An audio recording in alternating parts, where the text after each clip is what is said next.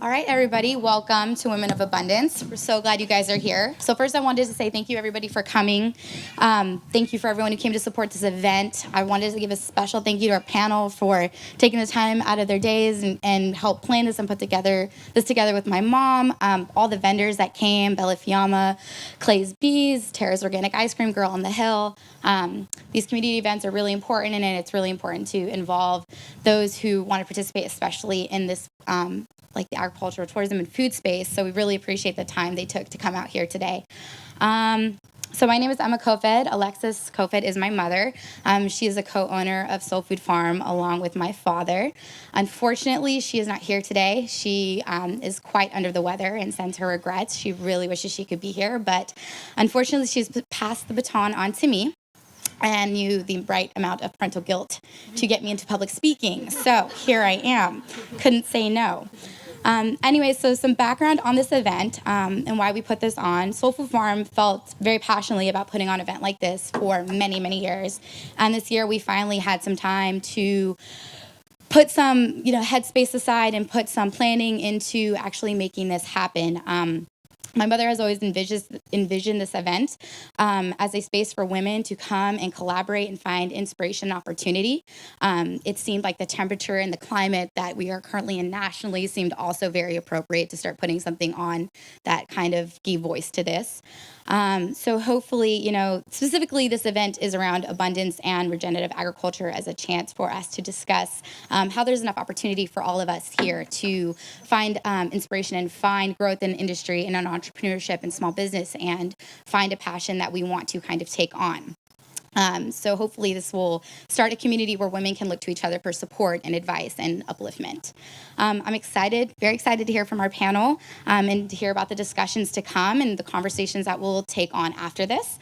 Please enjoy your time here, and we look forward to your question and answer period. So think about things you guys would like to ask the panel throughout the event, and have a good time. And I will pass it on to Shakira. Thank you.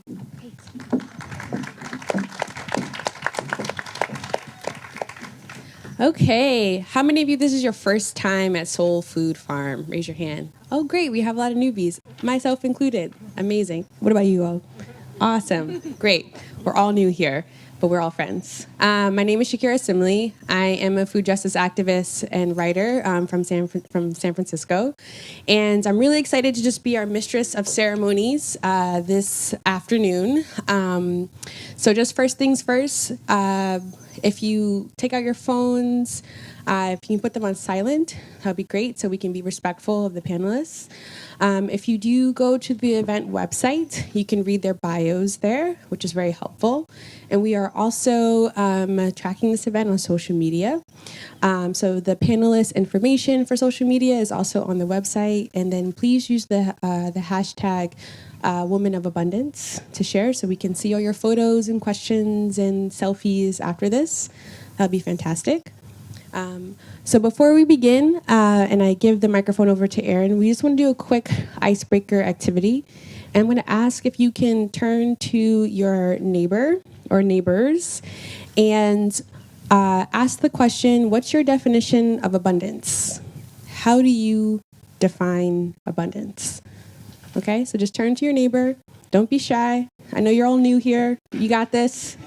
No one bites. If you do bite, please don't. All right, so just take a moment, turn to your neighbor, introduce yourself, and how do you define abundance?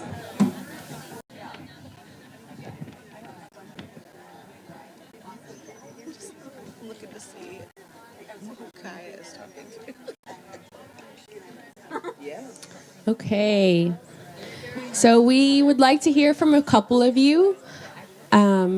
So if you could stand up, say your name and your neighbor's name, and maybe tell us some words that you all associated with abundance. Okay? So say your name, your neighbor's name, and a couple words that you associated with the concept of abundance. All right, who wants to start? Ooh, hand.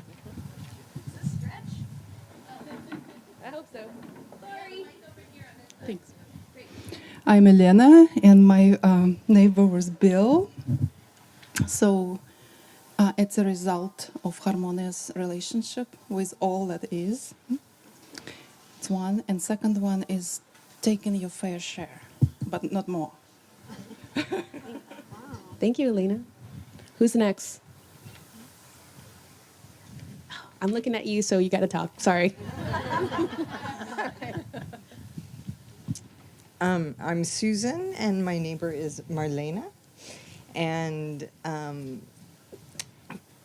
we talked about food and friends and family.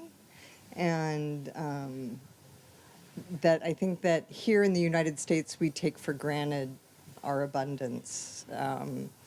And we could do with a lot less. Thank you. Thank you for sharing. Anybody else over here? No? Oh, okay. Just really quick, we said overflowing bounty, and more importantly, enough to share. So.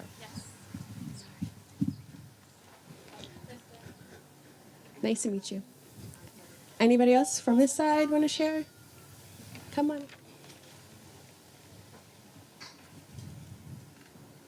Too close to the speaker.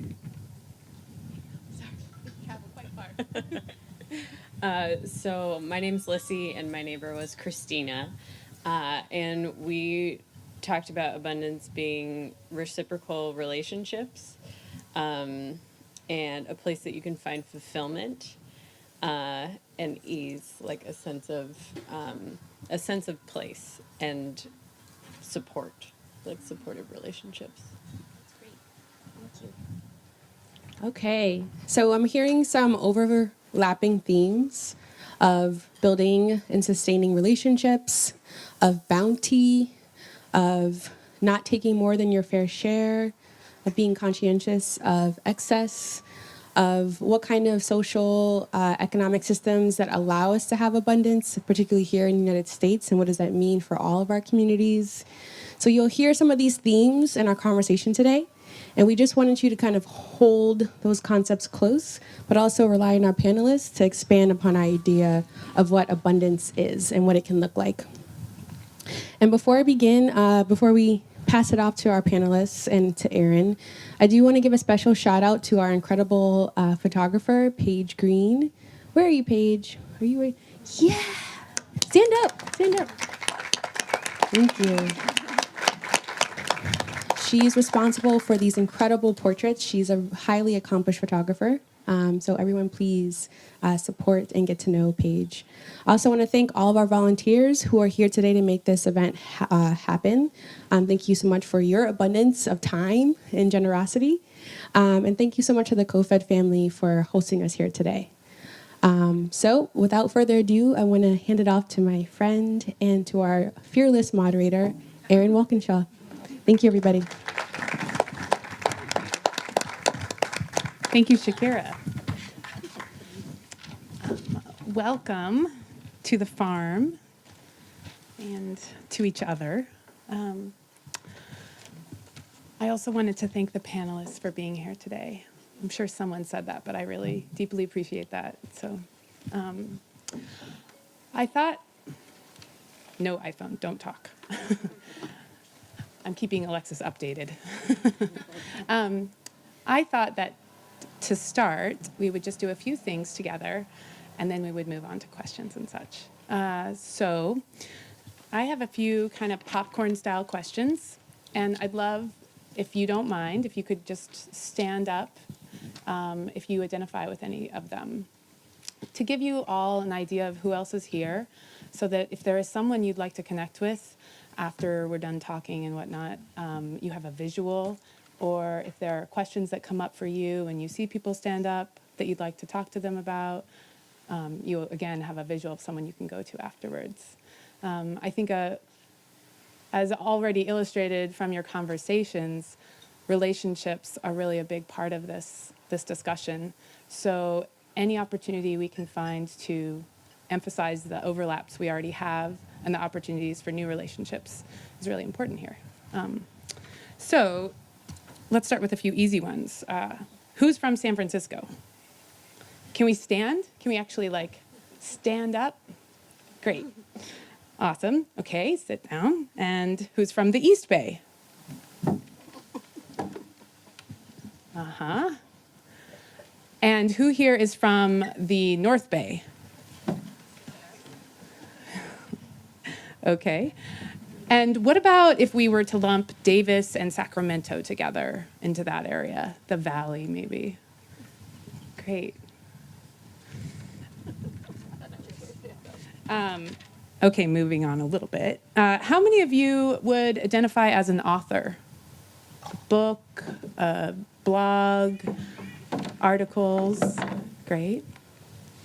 And how many of you own or have owned your own business? Oh, yeah, right. Yeah.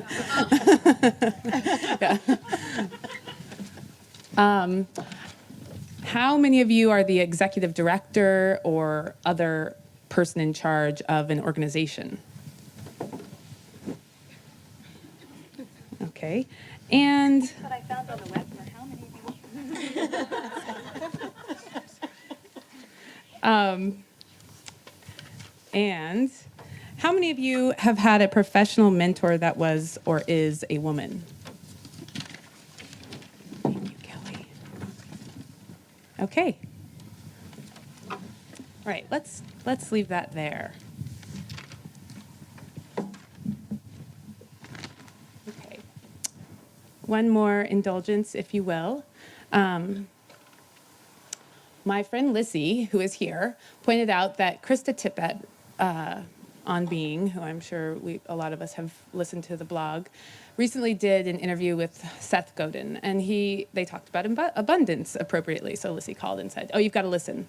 And I thought one thing that he said was really appropriate for this conversation, and I just wanted to offer that. And then if we could have around 30 seconds to just quietly reflect on what that is for us, what that brings up. So he said, and I'm paraphrasing, that it is a view of the world based on the idea that the thing we do not have enough of is connection, relationships, and time. And the converse of that, or the thing I would offer, I guess, is, so how can we offer connection, meaning, and a place where we can be our best selves? So let's just take a few minutes.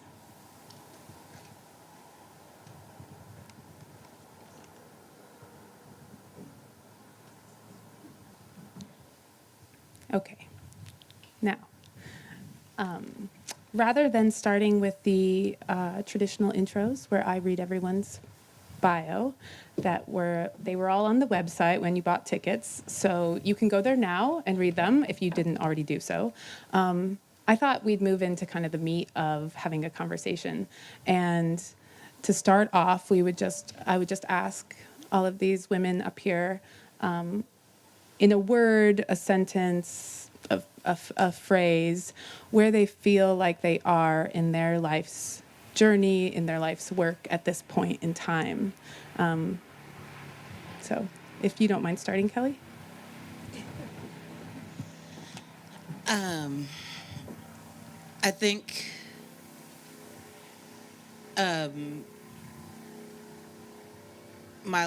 where I am in my life's journey is just keep on keeping on. I'm really confused about lots of things right now, and so I'm just going to keep doing what I'm doing. And if you could say your name when you start speaking, that'd be great. Rebecca Burgess, and where I'm at right now is integration.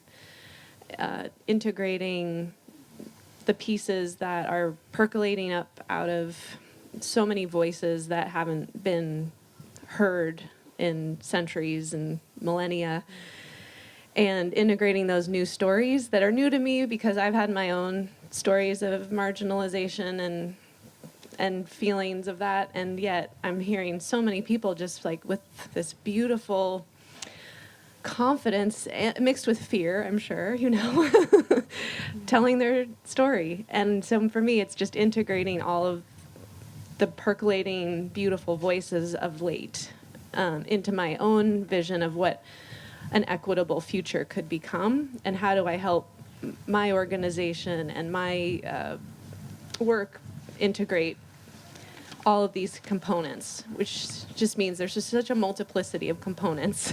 So I feel like I'm just constantly trying to weave it all together. That's what I feel like right now. My name's Liz Pruitt, and I think for me right now in my business and my personal life is we are, well, as a business, we're in a mode of transition. We're getting larger. We're taking advantage of opportunities to grow our business. And as such, I've kind of had to step aside and figure out how I fit into that, because I have always been identified myself, like I always say, I'm Liz from Tartine. Liz Tartine, I sign sometimes. And it's like shorthand for who I am. But if I am Tartine and that business is changing and I'm changing what I'm doing, who am I then? And how does one identify themselves when what is around you is changing and how you fit in? So it's a transition and figuring out how I want to transition with that. That's very broad, but I'm sure we'll get into more specifics.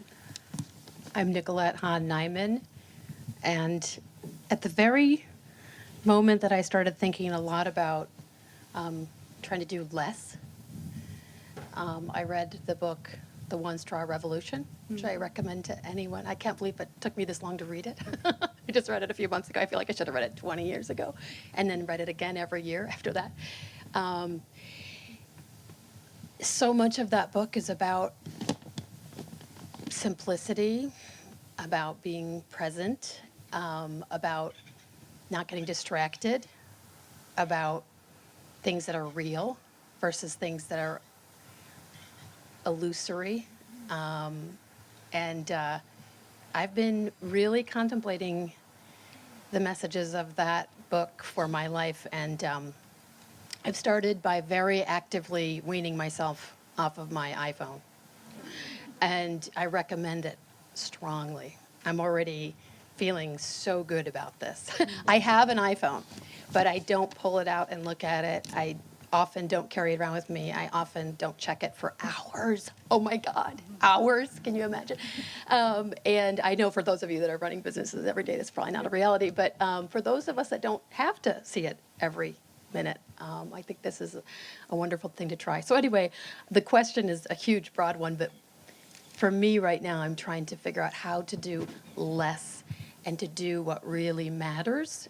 And I have 2 young sons, and focusing on really being with them when I'm with them, which is a lot of the time, and really appreciating them and having them appreciate me without technological devices in between us. That's a big part of what I'm thinking about these days. My name is Jessica Prentice, and if I had to put it in a word or a couple words, I would say letting go and surrender is sort of where I'm at the moment.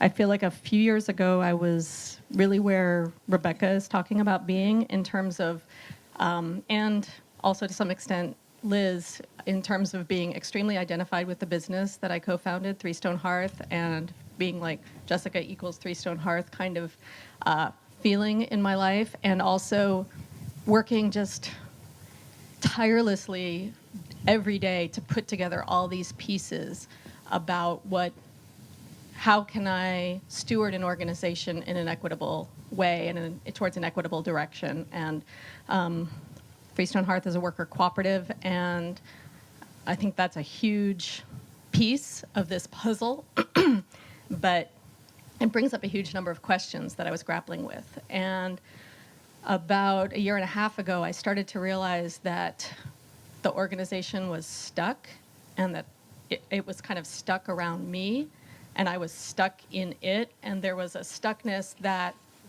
for all my work, I couldn't crack open without leaving.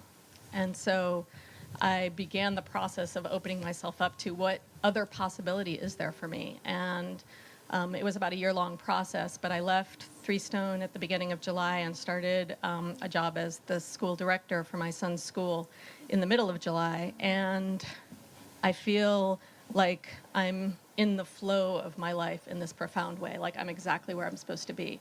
And I feel really excited for Three Stone too without me. I feel like it's what needed to happen for that organization too. So I kind of feel like I've sunk from like what I can figure out and realized the limits of like my brain and what I can figure out and manifest like in this intellectual way. And I'm in this place of surrender to really recognizing that there are so many forces that are unseen that are working with us all the time. And I'm surrendering much more to those than I ever have in my life before. And it feels exciting, and I'm going to turn 50 in a few days, so it feels exciting like that too. Yeah. Hello, I'm Helena Sylvester, and I think the word for me would be transformation. This year, I went from being a woman to being a mother, and that is a whole new role that I'm figuring out. And as a business owner, we got employees this year, so I went from just being the business owner, doing everything myself with my husband, to now overseeing 2 more people. So that's a new role that we're trying to figure out, and sometimes it's like more children. And yeah, so transformation. Thanks. Thank you for sharing. So, since you brought up transformation, and I think everyone here probably, and probably everyone on this stage has a story of transformation or a moment. And I thought we'd dig into a little bit about a critical moment or a time, a passage when you feel like you took something that could be seen as a failure or a real hardship, and you turn that into a transformative experience. So, since you brought up transformation,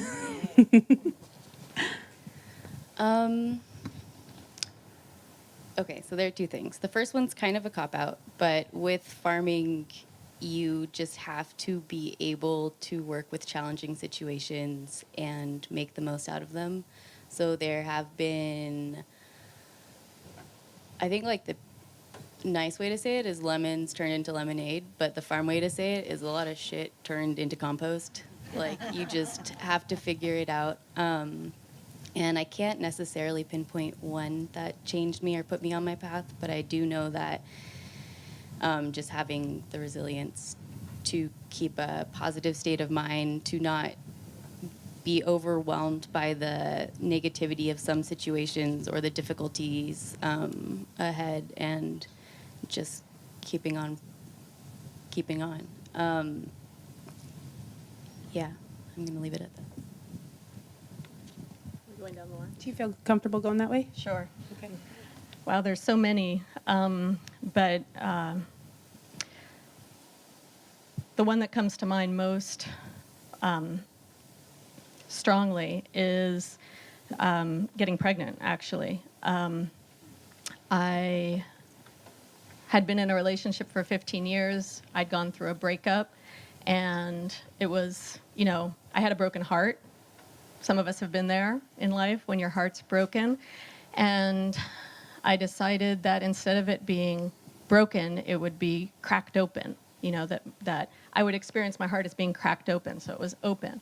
And that being the case, I met somebody, and very quickly, 4 months later, found myself knocked up, which sometimes happens.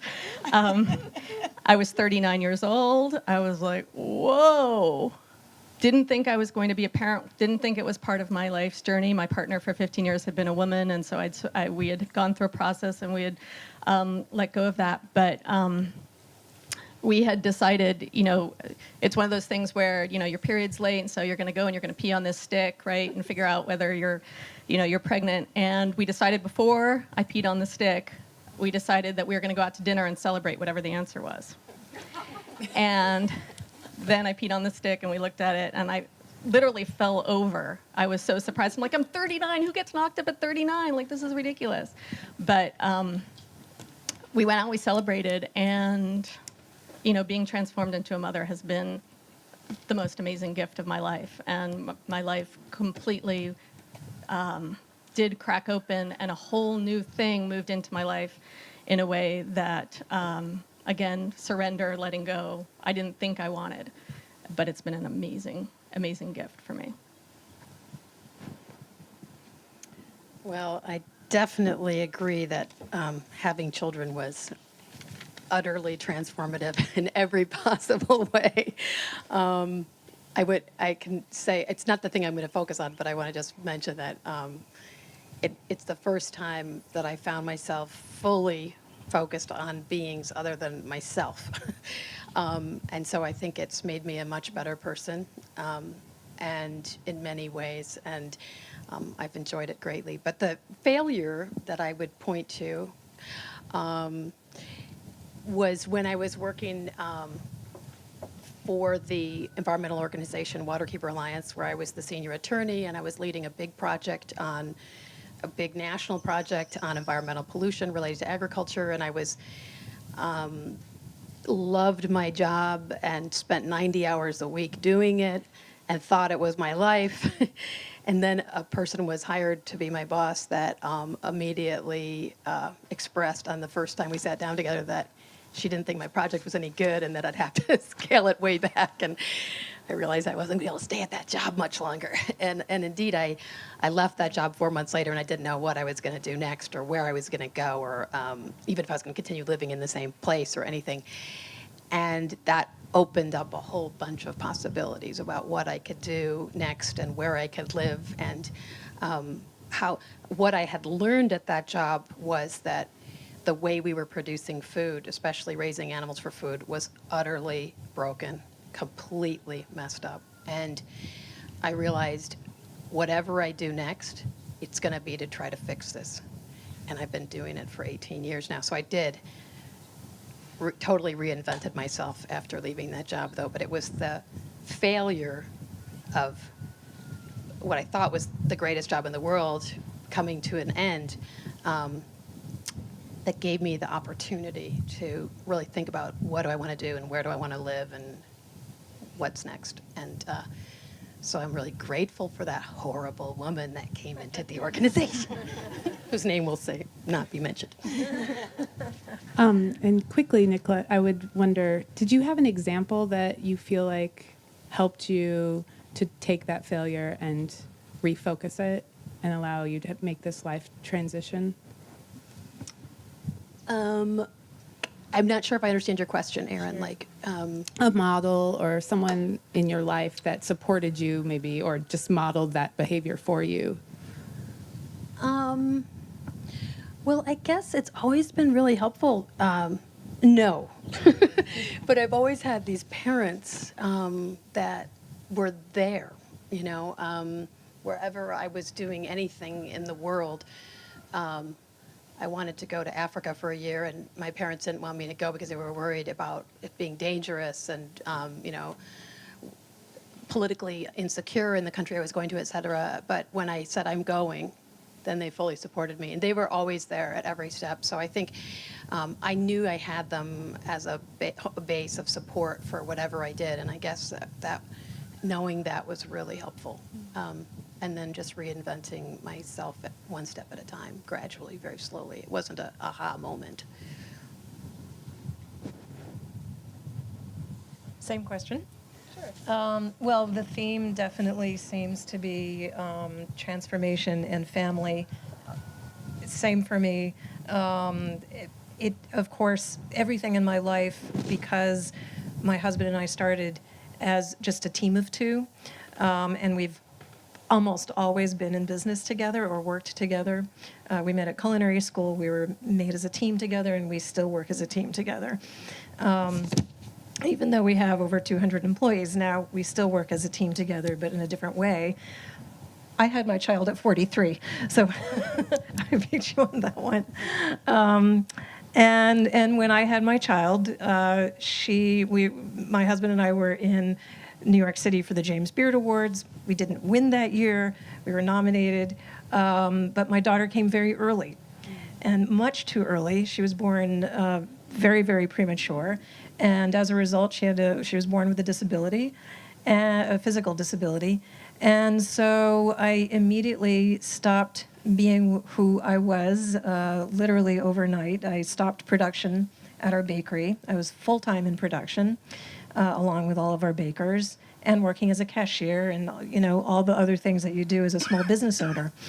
And I was stuck in New York City, and Chad went back to San Francisco, and I just sort of went through what one does. I stayed with my daughter. We made sure she was healthy. We lived there for a few months, came back to San Francisco, and over time just trying to figure out, now that I'm not doing what I'm doing, and how do I best help my daughter? And all of us here are mostly women, and that's generally what we do. We're the ones who slow down and say, how do I work now, and how is this going to take shape? And I traveled literally around the world with her, looking for medical interventions and physical therapies, and started a nonprofit in San Francisco to raise funds to have a 6-week summer camp that served children with gross motor skill delays. She doesn't walk, she uses a wheelchair. And we based our camp off of a model that came out of Hungary. Oddly, a lot of very successful therapeutic and medical interventions come from behind the Iron Curtain, somehow. And sponsored many of the physical therapists to come over from Hungary. We operated for about 5 years. And I was warned this is what happens when I started the nonprofit. The head of the program said, you will transition as your daughter transitions. And this is exactly what happened. And she transitioned into typical school.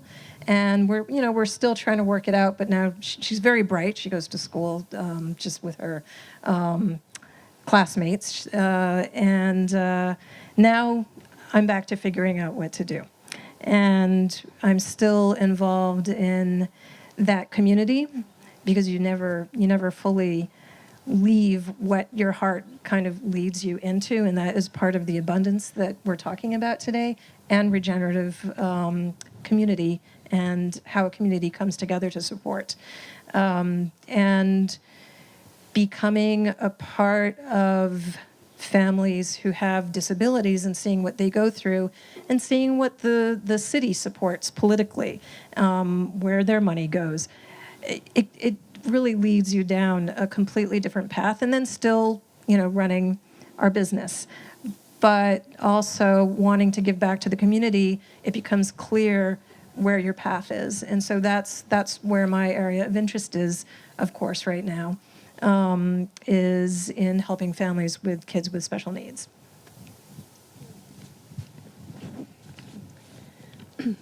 Well, in riffing off of that, I'm reflecting on, there's so many different challenges, but to pick just something that I think was a shifting challenge. I mean, that I was working with children with developmental challenges, and I was studying and had studied under Feldenkrais's protege, this woman, Anat Banyel. Yeah.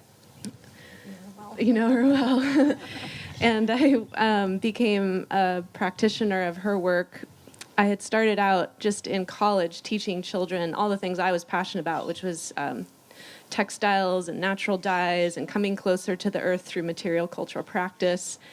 And in these classrooms, I was observing so many children with all these things that they'd pathologized the children with, you know, autism, oppositional defiant disorder, ADD, ADHD, and it was just on and on and on, the amount of young people I was intercepting that had challenges that were far beyond what most teachers were able to maybe grapple with in a setting of multiple children. So I started to dig into how could I reach one child and help them move the dial on their growth? And I found Anat Banyel's method. And this idea of working with the brain thermodynamically has been something that I've taken with me in all of the work I now do with FiberShed. But I was actually doing this work and making a very decent living, doing my own therapy practice. And really seeing children change, children who couldn't talk start to speak, children who couldn't walking, seeing these very abundance, you know, but it wasn't actually, and I was married at the time, and we were going to start a family, and it felt like, oh, you know, there's just so many things going right, but it wasn't the direction I was really going to end up staying in. So I was like, wow, this is such a beautiful existence. But my partner at the time left. He was South African. He went back to Europe. He did so without much notice. And I had just gotten actually a book deal. I had just started to pivot my life ever so slightly back into teaching textiles and material culture and environmentalism. And I got this job where the daughter, one of the young women I was teaching, the woman's mother was a literary agent. And so ironically, here I was doing all this developmental disability work, or differently abled, I don't like the word disability, differently abled children work, did a little bit of foray into textile teaching and got a book deal out of this. Just surprisingly, I was like, wow, how did this happen? And then my partner left, and I thought, how can I really jump into village-style textile creation processes? Here we live in the world of H&M and Pottery Barn and the Gap and fast fashion. Like I've been trained as a weaver, a natural dyer. I love children. I love families. But how do I really pivot into this work? And especially because my partner just left, and the deal was I financially supported him for this many years to do his work, and then it was his turn to financially support me, and then he left, and I was like, now what?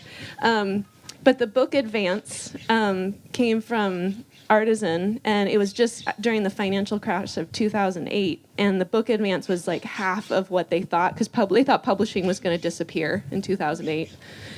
So my challenge was like, no money, no partner, really knowing I needed to pivot, because the universe doesn't just drop a book deal in your lap like randomly. And so I just stopped working. I called my landlord and I said, I'm going to write a book. Would you be willing to reduce my rent? And they did. I was so kind.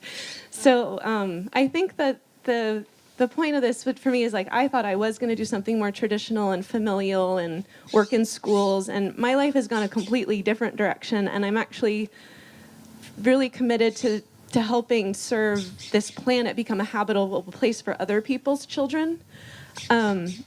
And committed to not having my own children. And it feels really right not to have my own children, and to actually have this path come out later in life for me, unexpected, when I thought I would just be doing something much more conventional, much more service-oriented in that intimate way. But now the work I do is affecting communities globally, and I never thought of my work doing that. I don't see work like that. I always think you got to work one-on-one.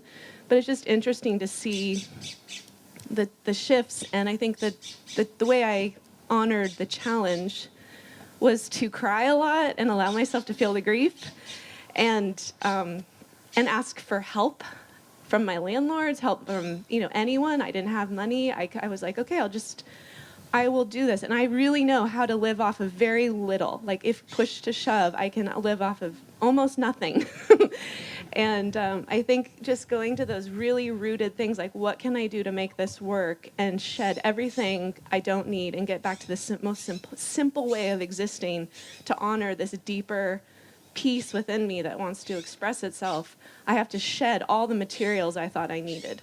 The car, whatever, the extra clothes. I will shed a lot of those. And just, getting really scrappy to honor your heart. So, yeah.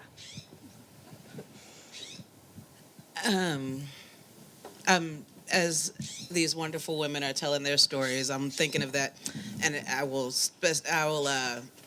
be transparent and let you know that I only know the part of it, the John Jacob Jingleheimer fits, like your name is my name too. Like, with the exception of writing a book, like I'm a mother. That was some weird shit, like, transition, I had a corporate job, was pushed out of it, swerve, and having, heartbreak and breakups and so on. So now I'm single, yee, it's all of the culmination of what these women shared. And then I love that you all brought it back to abundance, right? And there's been some terrible, terrible things that have happened, to me personally, to my family, to my work. In late 2016, just after the farce of an election that happened, most of our donors started hate donating to ACLU and Planned Parenthood. And, they were very upfront about it. They were like, Kelly, I'm really sorry. I love what you're doing. I will do what I can to continue to support you. But, we've got to get this person out of here, we can't keep going this way. And so as a result, I ended up having to lay everyone off, including myself, at the beginning of 2017.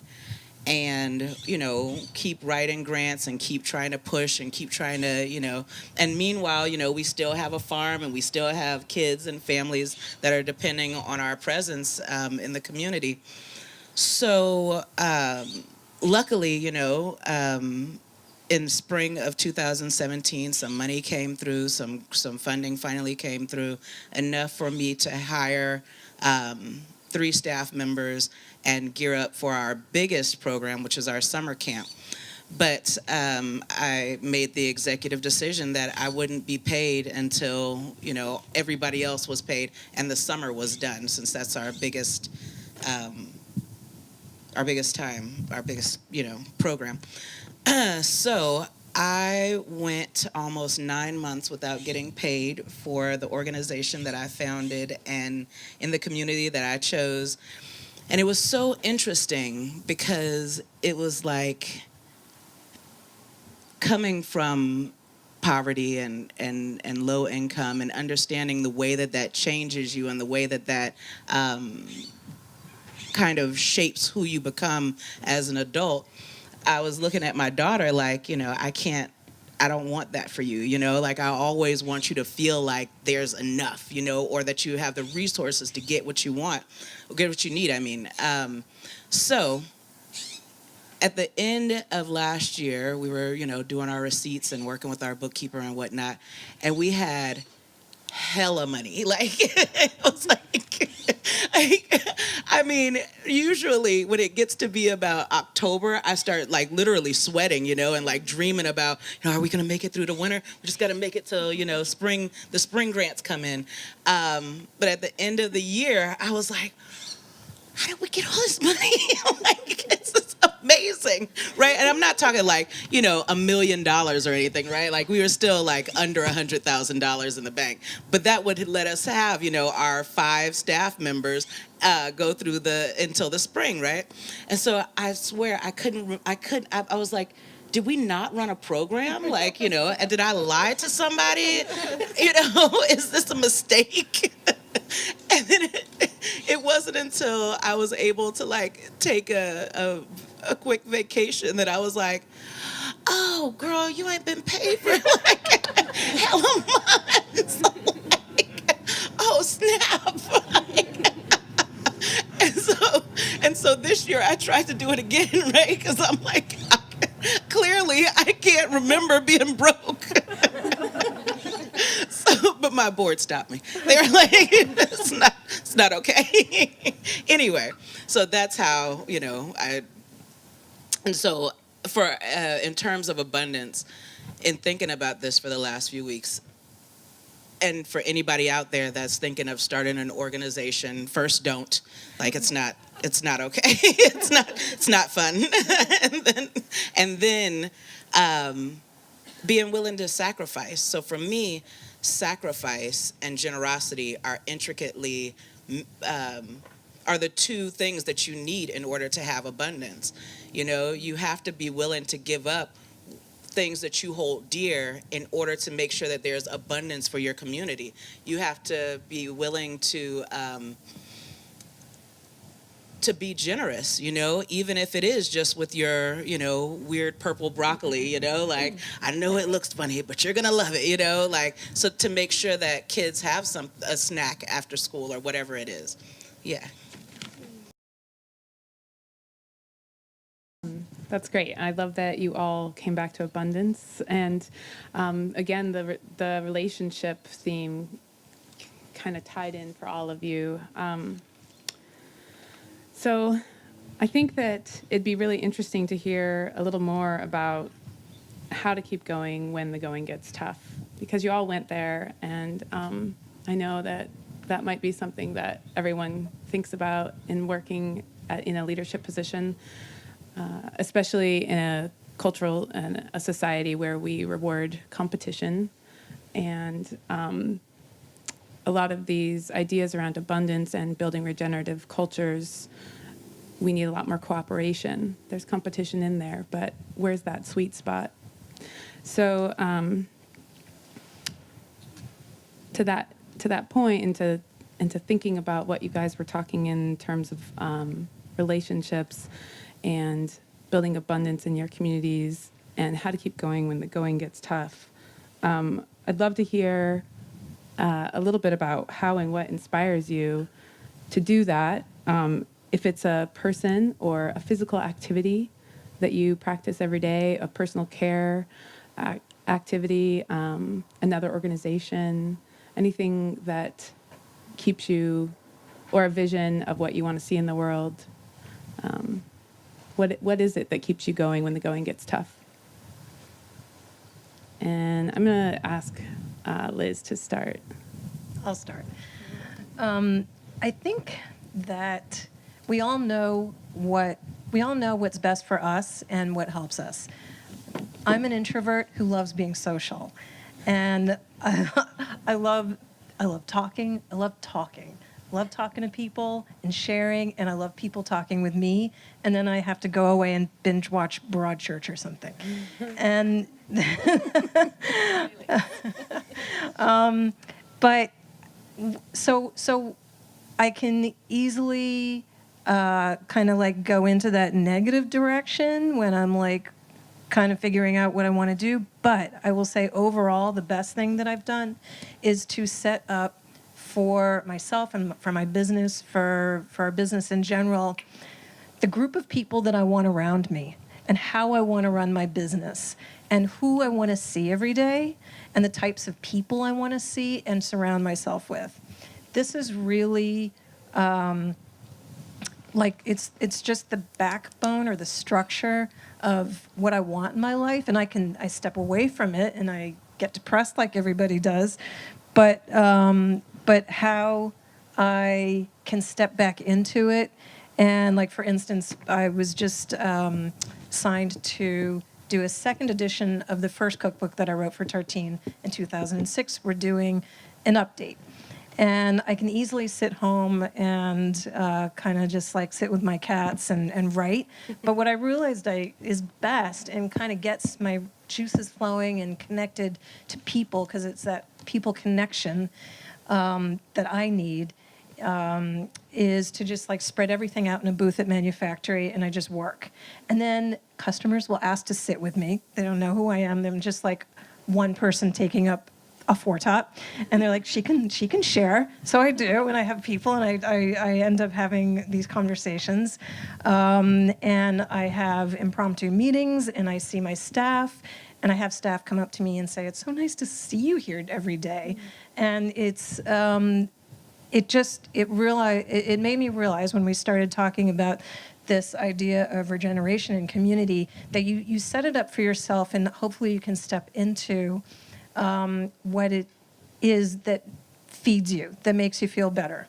And I don't know what I feel like I'm going to fall off a cliff when it's done with the writing part, because now I count on going into work every day and sitting and doing that.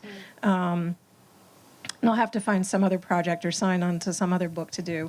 But that, for me, that's the important part of being a human being, and seeing other people and interacting, and kind of sometimes staying afloat, and then other times like really being a force and being there for other people. And that's what keeps my my sort of artistic side going, and my energy, and being a better mother, being away from my kid for a while, all that stuff, and just feeling like a better human being. Helena, would you like to speak next? Sure.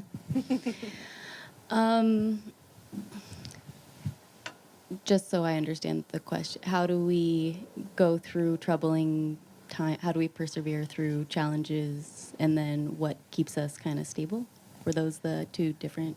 Yeah, exactly. Or if there's, you can be broad, or if there's very specific activities that keep you on a daily basis nourished and, feeling like you're up for that, whatever that troubling activity is, or keep you resilient in the everyday farm life.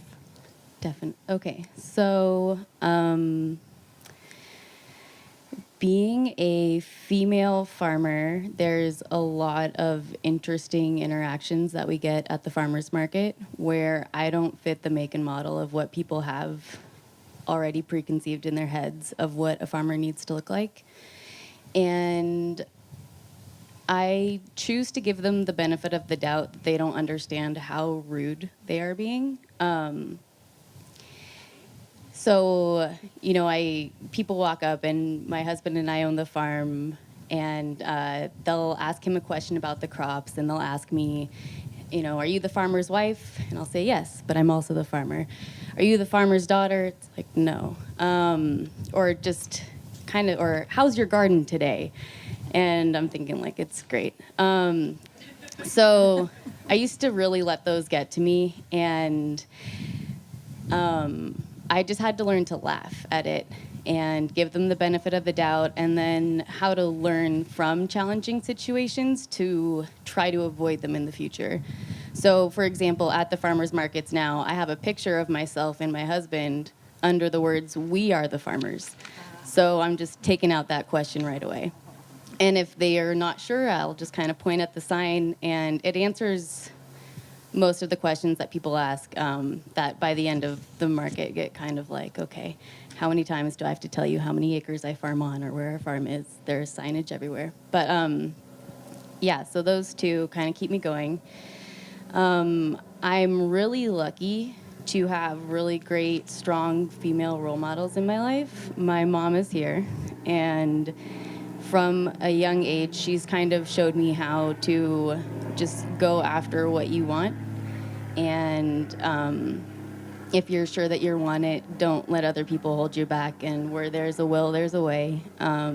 So it's been really incredible to have someone just encourage you without limits. And then things I need to do personally, if I can write a little bit every day and just get whatever creative things are in my head out, and I can work out a little bit, be that swimming or hiking or running, and this is really funny because I sound just like my dad right now, that's all I need to kind of like stay stable.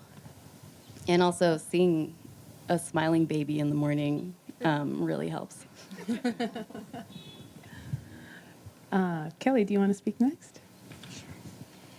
Um, so first and foremost, I do it for my daughter.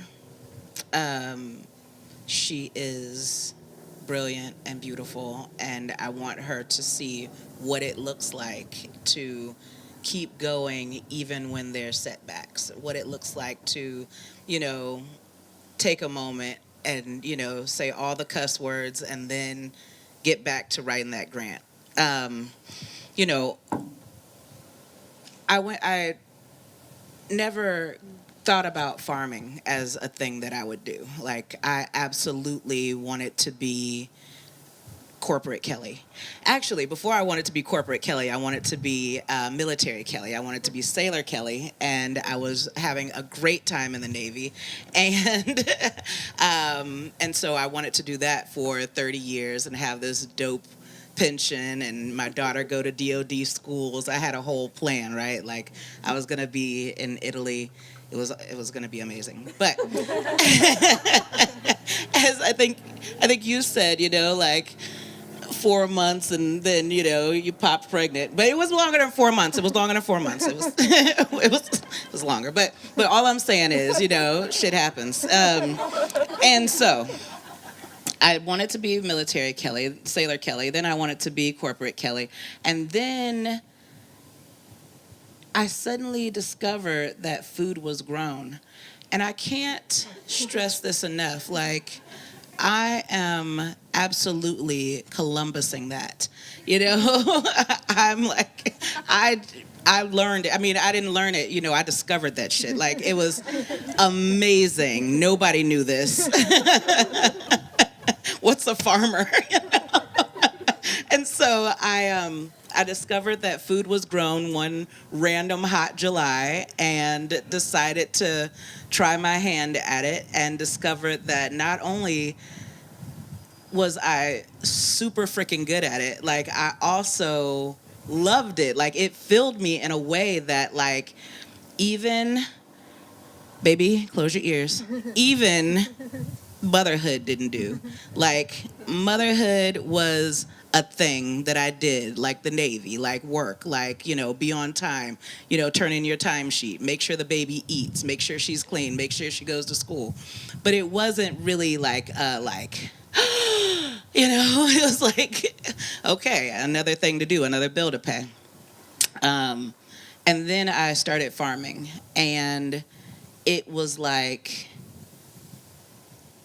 everything. It was like Harry Potter meets like, something like Harry Potter meets sex, like, it was like, I mean, it's physical and it's mental, like, it's metaphysical. It's all the things, you put the seedling in the ground, and the next thing you know, you're feeding somebody. Like, what? And I want to let you know just how much I didn't know about growing things. I went to the nursery and I said, of course, my thing for the last 10 years since I've been growing stuff is I'm never going to grow anything that I don't eat, except that kohlrabi. That was, yeah. that was a one-off. Somebody donated that. Anyway, but, I love tomatoes, so I went to the nursery and I said I want to grow tomatoes. They gave me a 6-pack, to put in the ground. And I was growing everything because I'm in an apartment, and I was in an apartment at that time. I was growing everything in garbage cans. So if you come visit my farm, you're going to see the original garbage cans from Farmer Kelly. So growing everything in garbage cans, the tomato plant got huge and beautiful, but it was not putting out tomatoes. It was only putting out these stupid yellow flowers. And I didn't ask for a flower tree. I asked for, or a flower vine. I asked for a tomato vine. So I broke one of the vines off, and I went back to the nursery, and I was like, you guys sold me the wrong thing, like, I wanted tomatoes. And the lady laughed like y'all laughing, and I went off. I might have a bit of a temper. So I went off. What are you laughing at? You people, right? And so she's like, oh, I'm so sorry. You're serious. She had to let me know that the fruits would come from the flowers. And I'm like, like for everything. Like, I had a grapevine. I was like, where are the grapes? You know? So anyway, I had no experience doing this. Then I learned that I was good at it. And then I learned that I loved it. And then I became a farmer. And so being able to grow food for myself and my community, and just the feeling of being a provider and being a part of something greater than myself keeps me going when I get to do that. When I don't get to farm, because now we have all this staff and we have all this these obligations, it's the feeling that I'm still growing, I'm still doing, I'm still serving, I'm still nurturing something, I'm still trying to inspire. We ensure that the first job openings are put out to the surrounding community first, people that live within walking distance of our farm. And then we go to Oakland as a whole, and then we go, region wide. We want to make sure that the abundance that Acton Verba has been blessed with is given first access to the people that have the fewest resources, and that we're able to pay a living wage, and we're able to provide 100% medical to our people. And then, of course, just to put the period on it, back to my daughter, and making sure that she sees what that looks like, and how we can all win. We don't have to always be competitive. When I was raising her, like she was, a car, and just putting oil in her, taking her in for regular maintenance, It's like, yeah, you have nothing to complain about. And then once I started growing food and understanding that you have to prune things just the right way, you have to watch it and nurture it and, spray those effing aphids off, and make sure that each living thing in your realm, in your control, has its best chance at life, its best chance to be strong and live its best life. That's what keeps me going.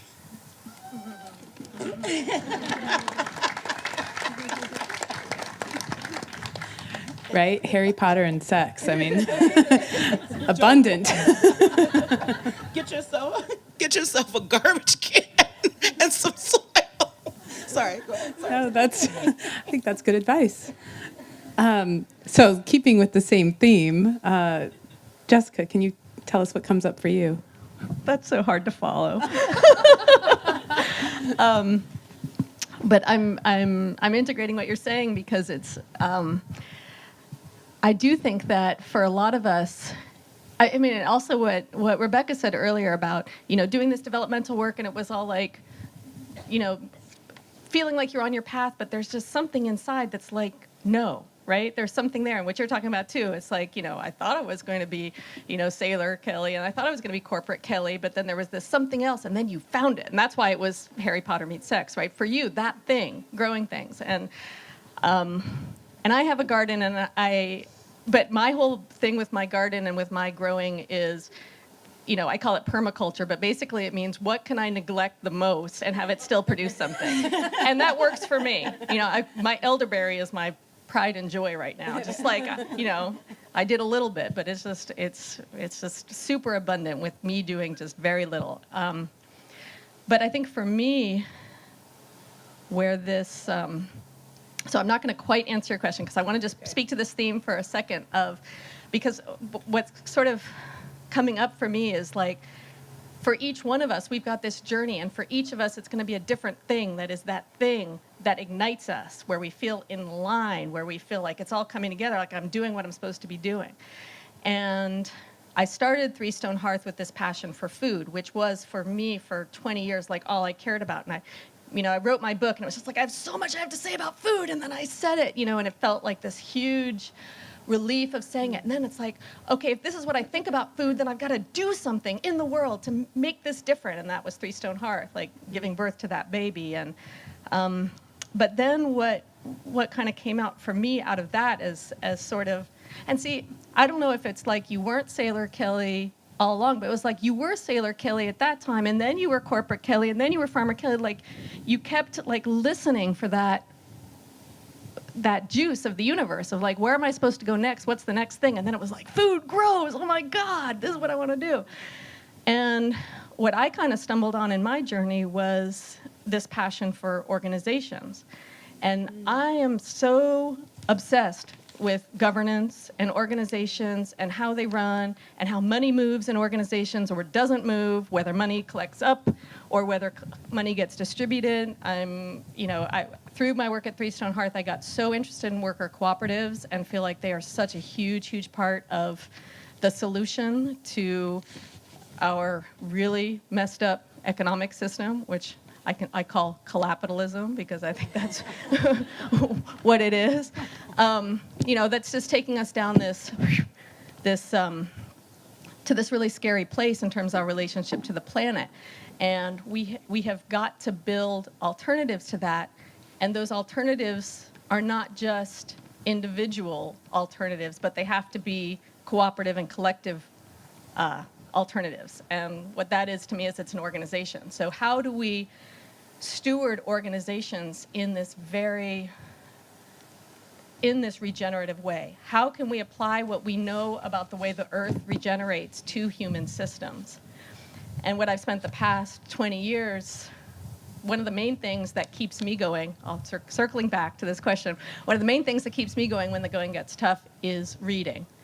And for me, what I've been reading for the past 20 years is I've been reading about other societies other than the collapitalistic society I grew up in, and learning about how they organize themselves regeneratively, which in many cases they did. And there's amazing wisdom that our ancestors had about how to be in community with each other, about how to be a village, and how to take care of everybody. And reading that is what inspires me to then say, okay, so I don't have that village. I didn't grow up in that village. But where I'm working now can start to invite that village in. And there are all kinds of things we can do in our workplaces and in our organizations that are inspired by and modeled on the wisdom of communities and cultures that were sustainable. There have been sustainable societies. There have been societies that have impacted the earth in a positive rather than a negative way. The scientists just proved this, which I was glad to see. There was this big paper coming out of Canada where they said, oh, this part of Canada was stewarded for 13,000 years by the indigenous people who lived here, and they actually improved everything about the ecosystem in 13,000 years of contact. And if you haven't read Tending the Wild by M. Cat Anderson, go get that book because it explains how the people who lived in this place for probably 10,000 years stewarded it so we didn't have crazy wildfires because they were doing specific burning in specific places to get rid of the fuel, how they were improving all the yields of the oak trees, how they were pruning at specific times in specific ways, how different families stewarded particular groves of trees. That was happening here for 10,000 years before collapitalism arrived. And we need to know those stories. We need to understand that because we can learn from that wisdom that people had and people have had. So it's not that humanity is destined to mess up this planet. We have been in relationship with this planet in beautiful regenerative ways. And then it's about how to understand what that feels like and invite it in to what can be our villages today, which is organizations. So that's my answer. Yeah. And since you brought all of that up, thank you. That I'm going to offer that we can pivot a little bit in that direction, or you can, if you feel moved, you can answer to the original question around what keeps you going, and they might be the same thing. So just since you called it the juice of the universe, how do you listen to the juice of the universe? How do you set yourself into a place where you can hear that? And if we're focusing on abundance and community, when we're trying to listen to that juice that helps us be in community with each other, how do we do that? How do we hear that juice that reminds us what it is to be in community with each other? And Rebecca, I'm going to let you start. Well, I just also wanted to say Kat Anderson just joined our board. Sorry. Really excited about to just speak to that which we nurture will nurture us back. And that goes for ecosystems.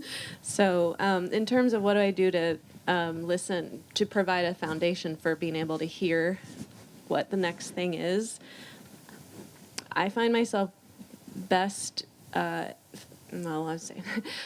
find balance where I'm not feeling,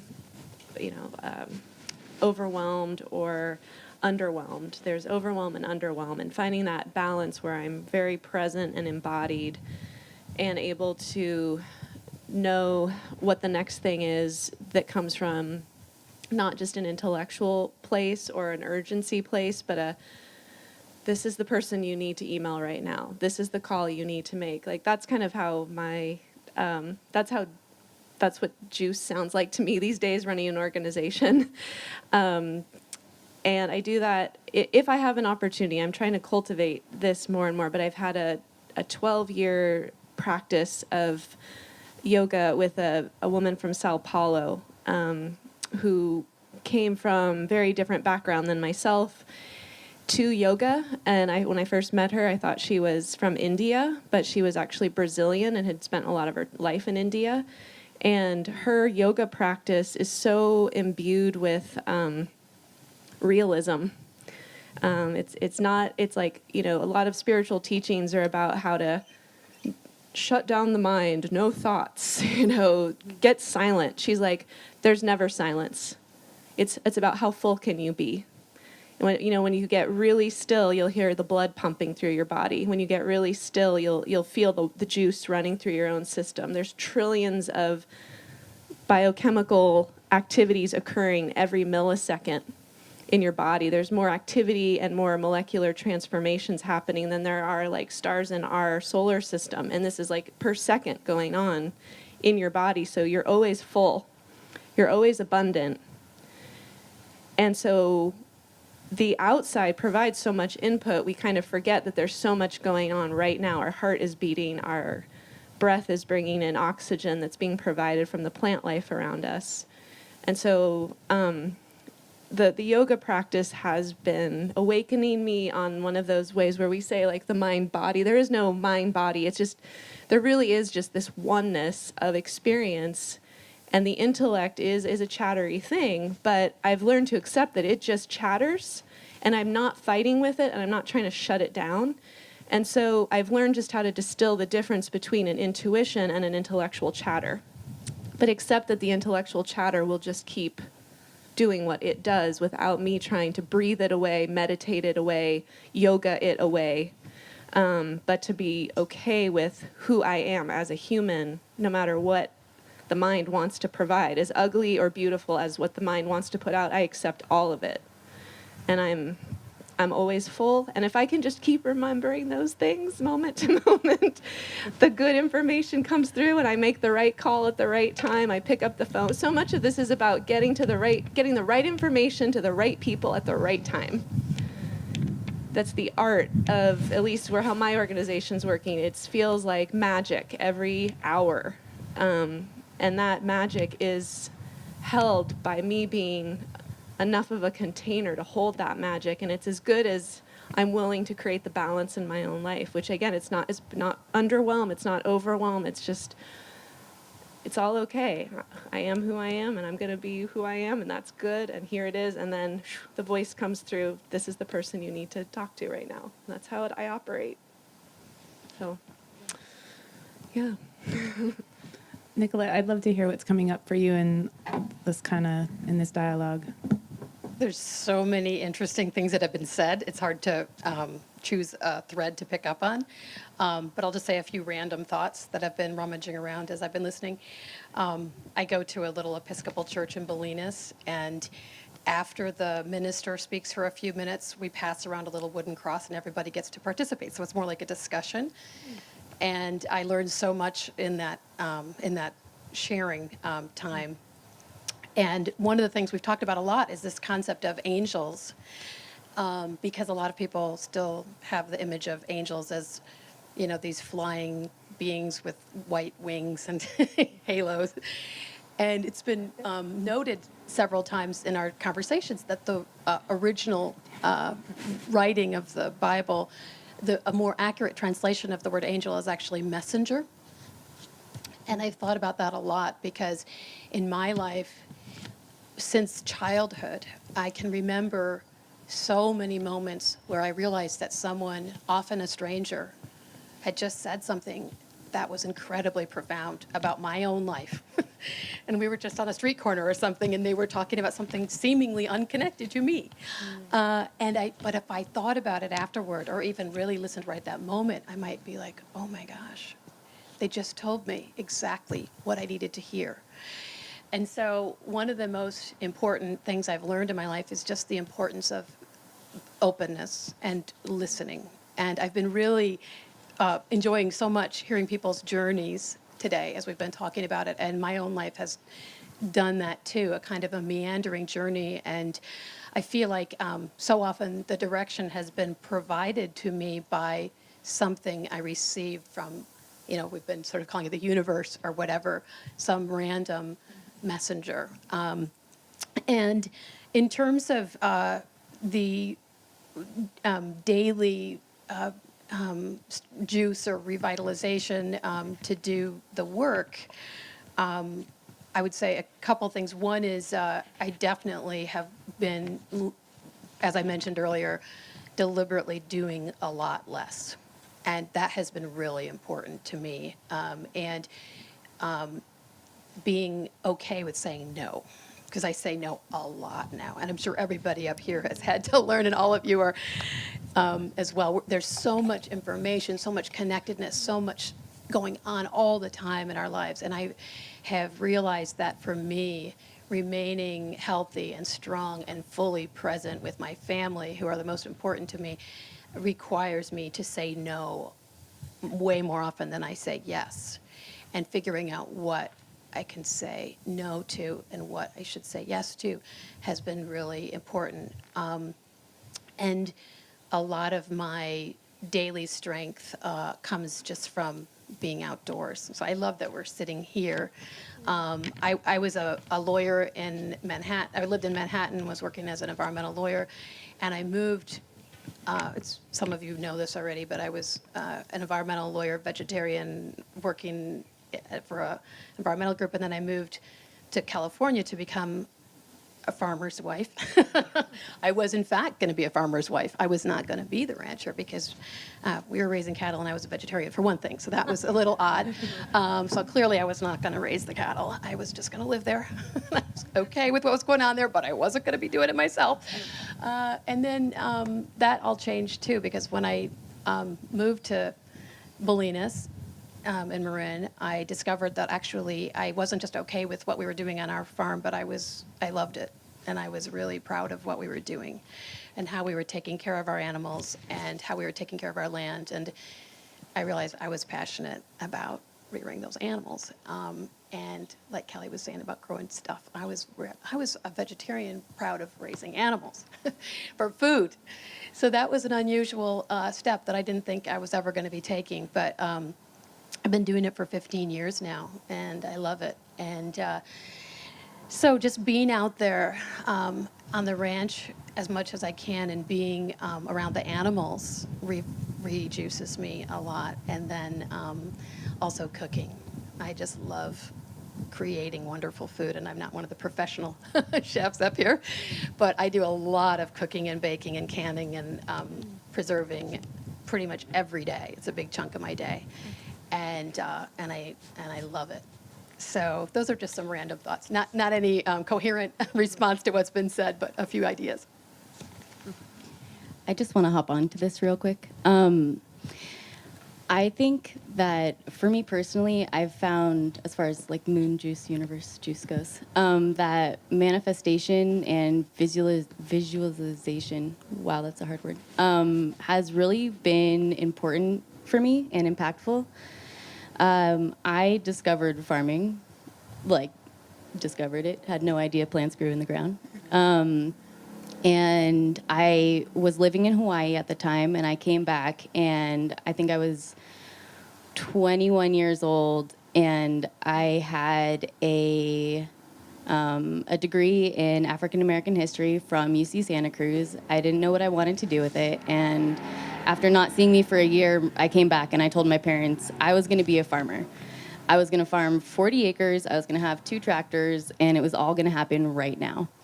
And that was my dream. That's what I wanted. And they kind of told me to pump the brakes a little bit, maybe take a class in this since you have no idea what you're doing. And I registered for a class. Sorry, Mom and Dad, went maybe for half the course and then never finished because I don't do well in classrooms. But I just kept having the vision of wanting to have my own farm and wanting to work on a farm.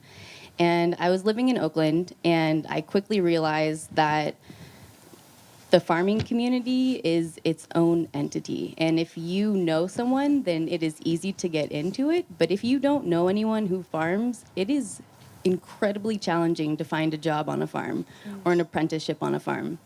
And I didn't really know where to start looking. So I would just go on Craigslist and Google farmers market, or not Google, search farmers market or farm hand or something. And probably a few months into this, I found a job in Sassoon Valley, and that was the closest one because I refused to go past Sacramento every day for a daily commute. And so I was able to work on this farm for a few seasons, and I kept having this image of wanting to have my own farm in my head. And after I stopped working for them, this opportunity came up, and it was in Alameda County, which was one of my dream list requirements. Not necessary, but it would be great. And it was small acreage, and it was affordable, and it came with water. And so in retrospect, I think that putting it out there and having the visualization and manifestation, it changes the way that you work every day. So if you just have that end goal on your mind, I feel like not every action, but a lot of the actions you have during the day are to help you get to that goal, even if you're not intentionally doing it in that moment. So that's been really a powerful tool for me. Is that something you feel like you practice every morning? Actually, the visualization of what you want that day to look like, or? No, I more get like big ideas, and I'm like, I'm gonna do that. It's probably 5 to 10 year plans in the beginning, but it'll get there. Do you chunk it up into smaller pieces? No, go big or go home. Nice. So on the subject of visualization, I thought we have a bit more time left, and I thought we'd take a pause to kind of stretch and also turn to our neighbors again and talk about what we visualize an abundant community looks like, a regenerative culture looks like. What does that feel like what's a visceral feeling that looks like, that feels like if you were to live in a place that embodied that. And just also remember to stand up and stretch, get a little water or something if you need it. And and we'll come back in like 5 minutes.